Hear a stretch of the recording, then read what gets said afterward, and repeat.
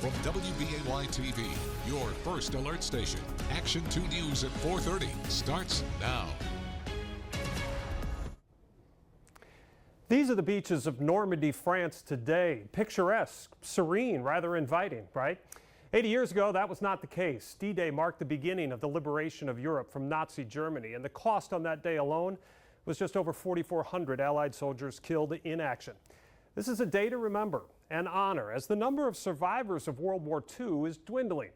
But on Friday, 70 World War II veterans are going to return to France, some for the first time in 80 years. American Airlines is making this help with the aid of Old Glory Honor Flight. The Appleton-based charity was chosen from a number of organizations nationwide to help make this 9-day mission possible.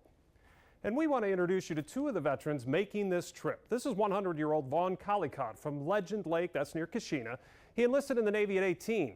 A year and a half later, he was working in the combat center of the destroyer USS Meredith on D-Day. Now, its job was to escort landing craft filled with tanks to Utah Beach and then protect other vessels in the invasion fleet. On June 7th, the Meredith was called in close to the beach to shell German positions. And in the early morning hours of June 8th, an explosion rocked the ship, killing nearly 40 crew members. It sank 2 days later. Vaughn finished the war in the Pacific. Meet 100-year-old Eugene Jack Kraszewski from Pulaski. He was 18 when he was drafted into the Army. And when he was 20, he and his mobile anti-aircraft unit drove off landing craft on Utah Beach weeks after D-Day. His unit was in the battle the rest of the war, including the Battle of the Bulge and crossing the Rhine. His unit was also among the first to arrive at Buchenwald, one of those Nazi concentration camps. They are two of the four current Wisconsinites making this return trip to Normandy. Well, I'd be happy I'm back again, that I didn't stay there, so. Yeah, I thank God every day that I came back home, because a lot of my boys didn't, so. Will those buddies be on your mind when you're there? Probably. And this to me is going to be a trip of a lifetime. Let's put it this way, my reaction is going to be a lot different than the reaction of the Germans when they found out that there was going to be 5,000 ships coming after them. First it was France, and that was, I'll never forget that. I don't know if we were there a week or 2 days or 10 days, time I didn't know. Anyhow, some ladies brought us some vegetable soup for our unit. That was the best soup I ever ate in my life. And they didn't have anything, but they shared it with us. They were grateful. Oh, were they ever. To me, it's going to be an honor to be able to get back to be on the land in France. Because they notified me and 300 other ones, and they said that we're supposed to go to Eau Claire, and this was several years ago. That there was somebody there from France that had a certificate they wanted to give me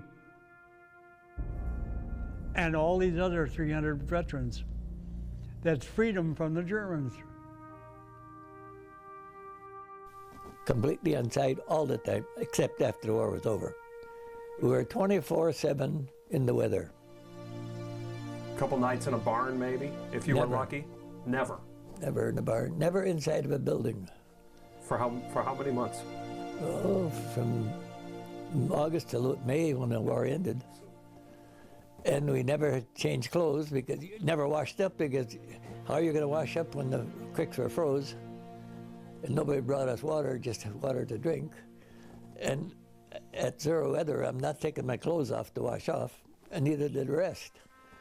So we wore all the clothes we had because it was so damn cold. And that was 24 hours, 7, and never stopped, that cold. Once it came on,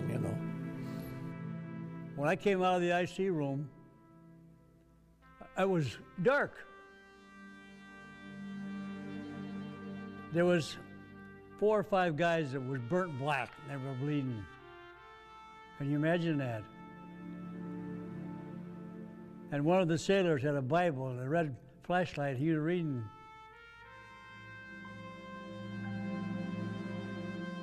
And and I could hear people screaming for help in the water, but it was dark, I couldn't see where they were. Now that alone is a different grieving. It's hard to describe. You know, you want to help somebody, you can't see them, you don't know where they're at, but you can hear them.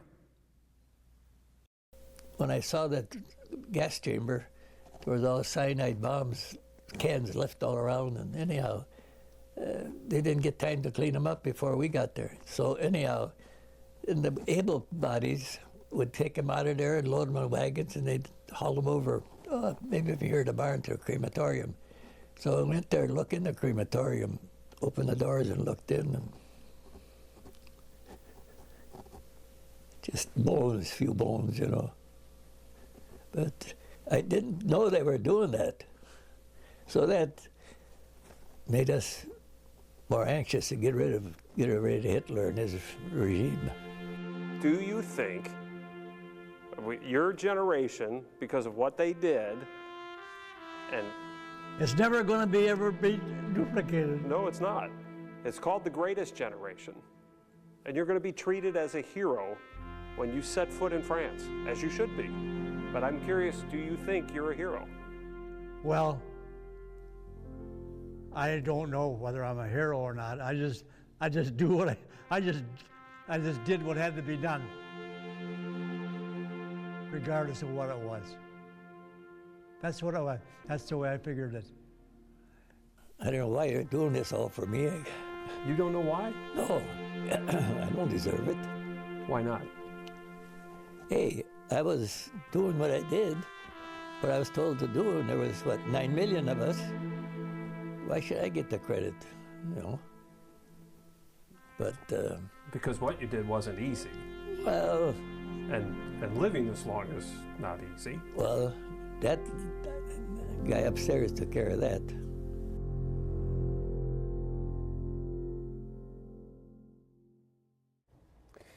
The other current Wisconsinites that are going to join Jack and Vaughn, Reynolds Sumter. He's going to be the oldest on this trip, 107 years old, a former merchant marine. Reynolds lives in Pigeon Falls, and he still drives. Lawrence Eckstein will turn 100 next month. The Amarillo resident served in the famed 10th Mountain Division, fighting in Italy. And Frank Conkey now lives in Illinois, but he was born and raised in Oshkosh. He forged his mom's signature to enlist at age 16. He served in the 101st Airborne, parachuting into France the night before D-Day. We are an incredibly proud partner of American Airlines, and we are an incredibly proud organization to be part of the Honor Flight Network. So to be chosen and asked to help out really is just an honor for us. We know that the 80th anniversary of Normandy is really the last of its kind to take our World War II veterans. So we've just been humbled to be a part of it, to be a partner to American Airlines, to help to recruit those veterans, help train the Guardians, and provide the medical staff that's coming from the Appleton area. And we are joined now by a member of that medical staff. Jamie Lotus is a nurse practitioner, and you've been involved in Old Glory now for almost 10 years. How many flights is that? 16. 16 flights. Any internationals? No. All right, so this is the first time you'll be doing that. I'm curious, take us back to when you first heard about this project. What was your reaction? And then how quickly did your reaction as a medical professional kick in when you thought of the age group I'm going to be working with and the sheer volume of what's involved in this trip? So Diane asked me almost a year ago about the trip. She said, mark it on your calendar, it's happening.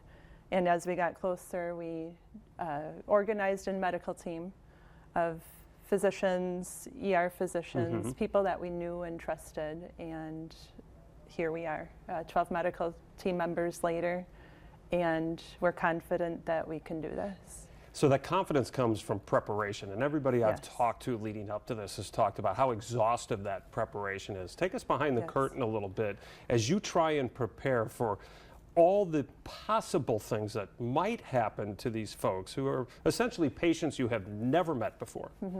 So we've developed protocols. We've made a medical questionnaire that we sent out to all the veterans, all the Guardians, And we received that back along with their medical records. So they had to be seen by one of their physicians prior to the trip, prior to us saying yes, they can go on the trip. So your experiences in geriatrics, when you assembled this medical team, how much was that a priority? I know one of the doctors is very heavily involved in stroke prevention, awareness, treatment. So this team, how did you tailor it to this age group? So we have a variety of team members from nursing, ER, emergency room nurses, nurses that have worked in nursing homes, and teachers, and an EMT, and 2 primary care physicians, as well as the 2 ER physicians. And we welcome in Randy Stillinger. He is the manager of military and veterans initiatives for American Airlines. So Randy, let's just start with the obvious, why American wanted to put this trip together. And the second part of that, how is it different from some other trips you have put together with veterans? You know, I was asked a simple question, and it was basically why? Why are we going to do this? And my short answer was, well, there's not really going to be an 85th anniversary of D-Day. Time is running out for these veterans. The average age of the veterans in our group is 100.8. So the time is now to get them on these trips, to tell their stories. Time is of the essence. We consider it a privilege to be able to do this with the world's largest airline. One of the folks, the organizations that is helping you make this happen, as we've said often on this program today, is Old Glory Honor Flight. There are many organizations around the country that do what Old Glory Honor Flight does, yet you chose them. Talk about that decision and tell us why. So every year we meet up with Old Glory Honor Flight. We donate an aircraft.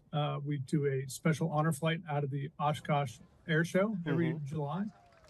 So we work with Diane and her team up there in Appleton every year, and we've gotten to know them and we trust them. They have tremendous experience with the veterans. There wasn't much, okay, and that's where we begin. Yeah, there were thermometers, barometers, anemometers, so we knew about air pressure and temperatures and wind direction and speed, and we had our eyes to look up and see, and we could relay this information via radio or via telephone, okay? There was some limited upper air information from pilots, and they had a few weather balloons, but not many observation points, okay? But here was really the bottom line. Mostly relied on the experience of forecasters. And there was something that fortunately had happened in the world of weather about 25 years earlier. Really? The Norwegian cyclone model was surmised. And what it did was, it finally, meteorologists at the time were finally able to visualize areas of low pressure and discover that they spin counterclockwise in the northern hemisphere, pulling warm air northward, cold air southward, developing warm fronts, cold fronts. All of this was lifted, condensation, you get clouds, you get precipitation. So it was like the big light bulb that came up. So they had that. And in fact, Chris, I was able to find the weather map from June 5th, okay? So originally it was going to be June 5th, That's right. but it was pushed ahead one day, because of the weather. Because of the weather. So here are some observation points, or just to help you realize where you are. But there's Normandy, okay? Now notice there's a frontal boundary, okay? That was the 4th. That was June 4th, where they had horrendous weather, and they were all like, oh, what are we going to do? June 5th was still pretty bad, but the forecasters, knowing the Norwegian cyclone model, said, I bet we're going to have at least some clearing or better weather, less wind. And it worked. It worked. It was June 6th. It worked with what they had. Yeah. Remember, that kept all those soldiers, everything was loaded on the ships. They had to wait it out for an extra day.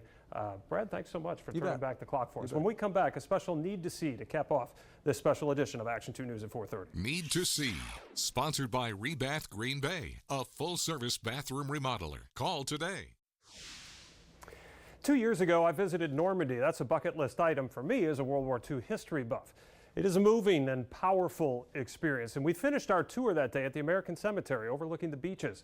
We finish our special program today the same way they finish each day on that hallowed ground.